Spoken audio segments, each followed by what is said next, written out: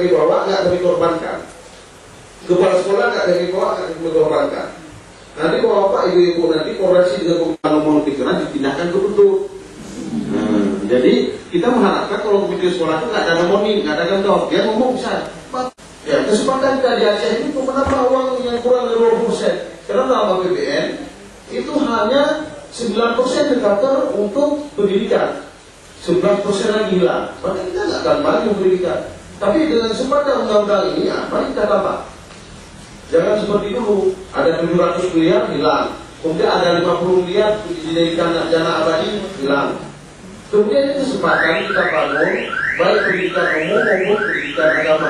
Ini kesempatan dari Bapak. Maka saya berikan ini kenaikan. Nanti masalah bahan untuk KDK itu sedang diproses fotokopi, sebentar lagi siap. Itu akan dapat juga pada Bapak dan Ibu satu berkas satu orang. Nah, itu kami berikan. Jadi jangan bingung nanti dengan undang-undang PA. Tapi kami memberikan undang-undang PA ini di luar program kami. Dalam program kami selaku panitia, saya selaku ketua daripada GSF, direktur daripada GSF, saya hanya mendapatkan amanah dalam proposal budget kami untuk fotokopi bahan KBK. Tapi kami lakukan juga fotokopi. Ini kami lakukan fotokopi undang-undang PA ini 1.200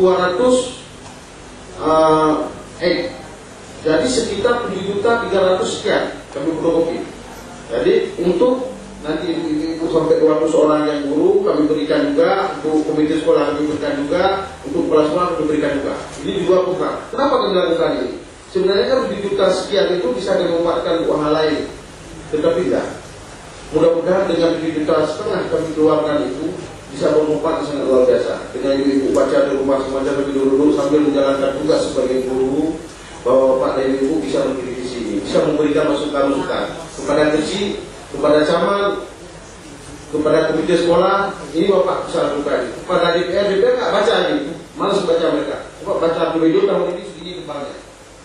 Nah, jadi tidak sempat baca lagi undang-undang ini. Nanti Bapak yang ngajari mereka, bahwa Bapak sebagai guru ajari mereka. Bahkan mungkin anggota DPR itu ada murid dengan Bapak dan Ibu sekalian. Kan boleh-boleh aja, sah-sah aja diajarkan tak berdiri kan. Nah, jadi dalam hal ini